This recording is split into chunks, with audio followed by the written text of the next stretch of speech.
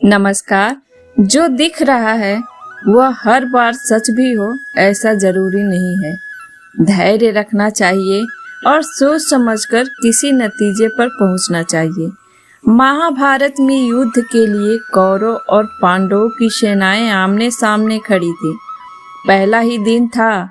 कुछ ही देर में युद्ध शुरू होने वाला था। तभी अचानक पांडवों के बड़े भाई युधिष्ठिर ने अपने अस्त्र शस्त्र रथ पर रख दिए और रथ से नीचे उतरकर पैदल ही कौरवों की ओर चलने लगे।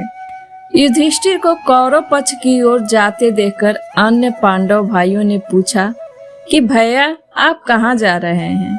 भाइयों की बात पर ध्यान दिए बिना युधिष्ठिर आगे बढ़ते रहे। जब युधिष्ठिर ने जवाब नहीं दिया तो पांडव सेना के सभी लोग सोचने लगे कि युधिष्ठिर युद्ध शुरू होने से पहले ही कौरवों के सामने शायद समर्पण करने जा रहे हैं। भीम अर्जुन चिंता करने लगे।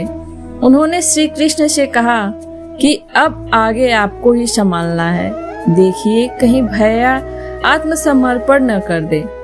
दूसरी ओर कौरव सेना के लोग भी युधिष्ठिर को अपनी ओर आता देखकर यही बात करने लगे कि युधिष्ठिर हमसे डर गया और समर्पण करने आ रहा है। दोनों सेनाओं के लोग अपने अपने स्तर पर युधिष्ठिर के लिए अलग अलग बातें करने लगे, लेकिन सच्चाई किसी को समझ में नहीं आ रही थी।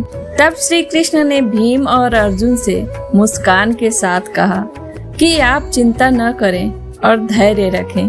मैं जानता हूँ युधिष्ठिर क्या करने वाले हैं। थोड़ी ही देर में युधिष्ठिर भीष्म पितामह के सामने पहुंच गए और हाथ जोड़ लिए।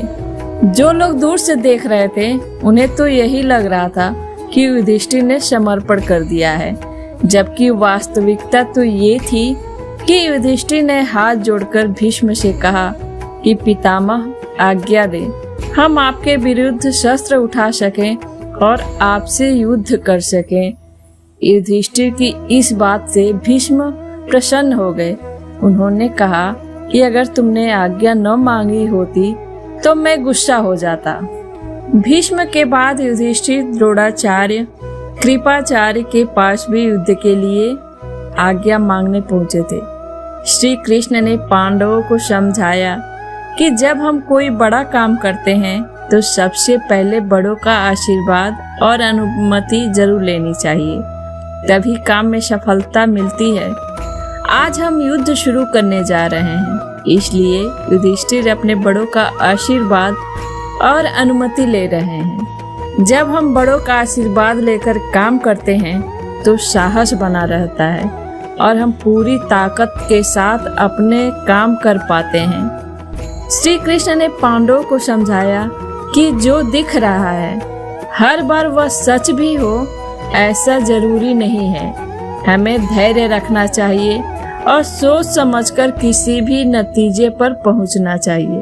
धैर्य होना अत्यंत आवश्यक है। माली यदि पेड़ को 100 घंटे से भी सींचते रहे तब भी फल मौसम आने पर ही लगेंगे। व्यर्थ की चिंता और भय एक रोग के समान है जो आपकी आत्मीय शक्ति को छिन्न करती है। जैसे जल द्वारा अग्नि को शांत किया जाता है, वैसे ही ज्ञान के द्वारा मन को शांत रखना चाहिए। गीता में कहा गया है, कर्म वह फल है जिसे इंसान को हर हाल में काटना ही पड़ता है। इसलिए हमेशा अच्छे बीज बोए ताकि फसल अच्छी हो। जैसे समुद्र के पार जाने के लिए नाव ही एकमात्र साधन है, उसी प्रकार स्वर्ग के लिए सत्य ही एकमात्र सीढ़ी है, कुछ और नहीं। धरती पर जिस प्रकार मौसम में बदलाव आता है, उसी प्रकार जीवन में सुख दुख आता जाता रहता है। आपके भीतर के अवगुणों से आपका महत्व कम नहीं होता, बस उनसे मुक्त होने का और संसार की भलाई की ओर प्रस्थान करने का प्रयास कीजिए। अगर आप किसी को छोटा देख रहे हो तो आप उसे या तो दूर से देख रहे हो या तो अपने भीतर के अहंकार से। पेड़ कभी डाली काटने से नहीं सूखता, पेड़ हमेशा जड़ काटने से सूखता है। वैसे ही इंसान अपने कर्म से नहीं बल्कि छोटी सोच और गलत व्यवहार से हारता है। सफलता पाने वाले भूत या भविष्य की चिंता किए बिना अपने वर्तमान को सुधारते हैं। यदि हार की संभावना न हो तो जीत का कोई अर्थ नहीं है। तुमने खुद को कमजोर मान रखा है, वरना जो तुम कर सकते हो वह कोई दूसरा नहीं कर सकता। बुराई को देखना और सुनना भी बुराई की शुरुआत है। समय के साथ बदल जाना बहुत आवश्यक है, क्योंकि समय बदलना सिखाता है, रुकना नहीं। प्रेरणा का सबसे बड़ा स्रोत आपके अपने विचार हैं, इसलिए बड़ा सोचें और खुद को जीतने के लिए प्रेरित करें। कर्मों का गणित बड़ा सीधा और सरल है। कर भला तो हो भला और कर बुरा तो हो बुरा। संसार का प्रेम वासना है और कृष्ण का प्रेम उपासना है। श्री कृष्ण कहते हैं, अच्छे कर्म करने के बावजूद भी लोग केवल आपकी बुराइयां ही याद रखेंगे। इसलिए लोग क्या कहते हैं इस पर ध्यान मत दो, अपने कार्य करते रहो। जो मिल रहा है तुम्हें वही तुम्हारे लिए बेहतर है, ये तुम नहीं जानते, पर देने वाला बखूबी जानता है। जो मनुष्य जीत पाकर भी श्री राधा कृष्ण का कीर्तन नहीं करता, वह दुर्बुद्धि मनुष्य मोक्ष की सीढ़ी पाकर भी उस पर चढ़ने की चेष्टा नहीं करता। दुख भोगने वाला आगे चलकर सुखी हो सकता है, मगर दुख देने वाला कभी सुखी नहीं हो सकता। अपने अंदर करुणा रखो, आवेश नहीं। मेघ की वर्षा से पुष्प खिलते हैं, उसकी गर्जना से नहीं।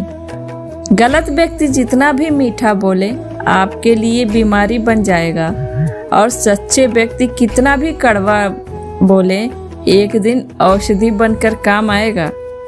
हर मर्ज का इलाज नहीं दवा खाने में, कुछ दर्द चले जाते हैं सिर्फ मुस्कुराने से।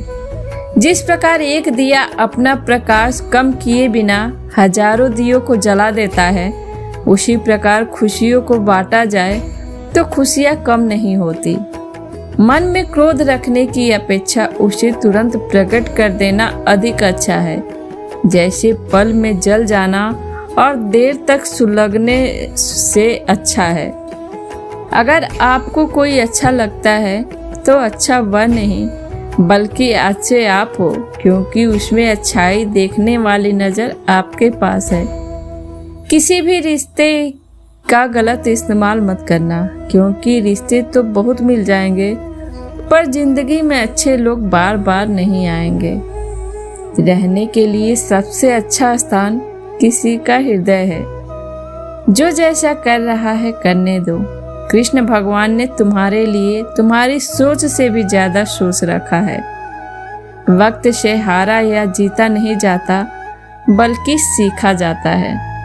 कमजोर तब रुकते हैं जब वो थक जाते हैं, और विजेता तब रुकते हैं जब वह जीत जाते हैं। दोस्तों, आपको मेरी ये वीडियो कैसी लगी कमेंट के माध्यम से हमें अवश्य बताइए, और अगर अच्छी लगी हो तो लाइक और शेयर कर दीजिए, और साथ ही साथ मेरे चैनल को सब्सक्राइब करके बेल आइकन प्रेस कर दीजिए, ताकि जब भी मैं ऐसी वीडियो लाऊं, ऐसी वीडियो मैं डालती रहती हूं डेली, तो आप सभी इसका नोटिफिकेशन आप सबको मिलता रहे।